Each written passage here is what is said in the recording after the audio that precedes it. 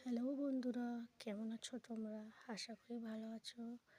এই দেখো, কালকে বিকালে ঘুরতে ঘুরতে কতুলপুর গেছিলাম। একটু জিনিস কেনাকাটা ছিল, তো সেখানে গিয়ে দেখলাম দোকান বন্ধ ছিল।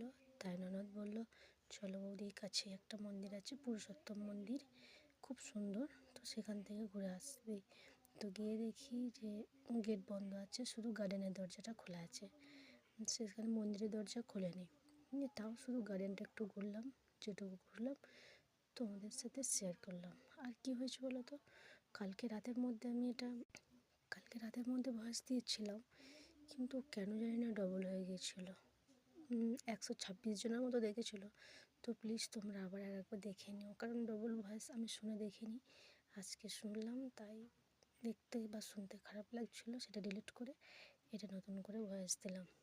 প্লিজ সবাই দেখো। তো দেখো, কথা বলতে বলতে আমার গার্ডেনটা দেখা হয়ে গেছে। তারপরে সময় পেরিয়ে যাচ্ছিলো। তারপরে দোকান খুলবে, জিনিস কেনাকাটা করে আবার 5টায় টাকা ধরতে হবে, সেই জন্য তাড়াতাড়ি করে আবার টোটো ধরে নিয়ে চলে গেলাম।